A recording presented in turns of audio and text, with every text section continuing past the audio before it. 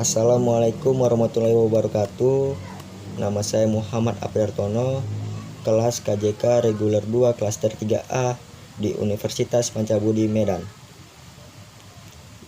Saya ingin menyampaikan isi dari video ini tentang pelajaran digital forensik dan sekaligus menyelesaikan tugas UTS dari pelajaran digital forensik. Yang pertama-tama dalam pelajaran digital forensik, kita harus tahu apa itu komputer forensik. Komputer forensik adalah teknik untuk melakukan penyelidikan atau investigasi beserta analisis untuk mengumpulkan dan memberikan bukti-bukti berupa data yang berada di sebuah komputer dalam relevansinya dengan persoalan hukum yang telah diselidikinya. Dan kita juga harus tahu tujuan penting dari komputer forensik tersebut, apa gunanya, yaitu melakukan suatu penyelidikan terstruktur dan sistematis di dalam pencarian bukti-bukti data yang ada untuk mendapatkan apa yang sebenarnya terjadi pada komputer tersebut serta siapa yang bertanggung jawab, baik user ataupun stakeholdernya. Nah, di situ kita sudah tahu apa arti komputer forensik dan tujuan penting dari komputer forensik tersebut. Dan kita harus tahu juga kasus-kasus digital forensik di Indonesia. Pada tanggal 2 Desember 2016, Firza Hussein ditahan bersama 10 dengan tuduhan makar. Kasus yang kedua, 20 Januari 2017, munculnya situs web yang berisi tentang chat Firza Hussein dan Habib Rizky. Kasus yang ketiga, 16 Mei 2017, Firza Hussein ditetapkan sebagai tersangka undang-undang yang bisa diangkat dalam kasus ini. Kasus keempat, pada kasus ini sepertinya kasus yang menimpa Ariel dan Luna Maya. Posisi Firza Hussein sama seperti Luna Maya sebagai korban dan bukan penyebar. Maka kemungkinan Firza tidak akan dihukum meskipun sudah ditetapkan sebagai tersangka. Nah, itulah kasus-kasus digital forensik di Indonesia. Dan bagaimana menjalankan tahap digital forensik tersebut. Satu, dengan cara pengumpulan atau collection, merupakan serangkaian kegiatan untuk mengumpulkan data-data sebanyak mungkin dan mendukung proses penyidikan dalam rangka pencarian barang tersebut.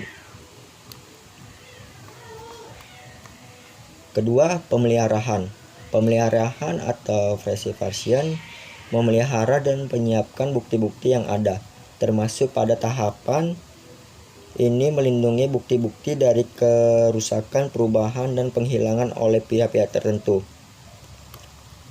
Yang ketiga, dengan cara analisis atau filtering. Dalam tahapan ini, alat-alat bukti yang telah diamankan dan dipilih-pilih datanya yang ada sebagian tidak berhubungan dengan perkara yang sedang diinvestigasikan. Yang keempat, dengan cara presentasi atau presentation, menyajikan dan menguraikan secara detail laporan penyelidikan dan bukti-bukti yang sudah dianalisis secara mendalam dan dapat dipertanggungjawabkan secara ilmiah dan pengadilan. Terus, mengapa digital forensik perlu dilakukan? Karena semakin meningkatnya kasus kejahatan digital dan maraknya berita penyebaran hoax di Line, Messenger, WhatsApp, dan lain-lain. Dengan begitu, artinya dibutuhkan catatan digital untuk penanganan case pasca insiden yang memerlukan barang bukti tersebut. Nah, kalau track tools itu apa?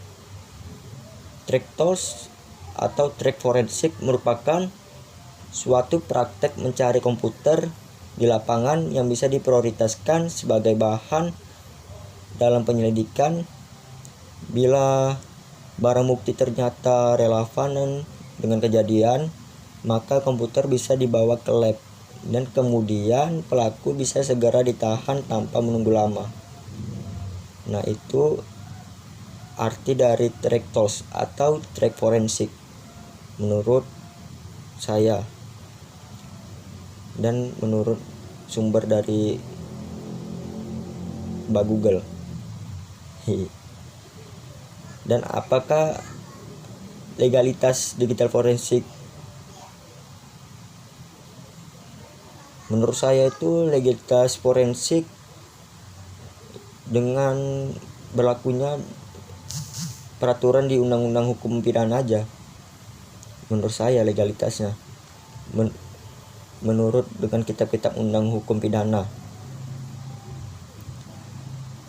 Nah, demikian video ini saya sampaikan, dan tugas UTS digital forensik kurang lebih maaf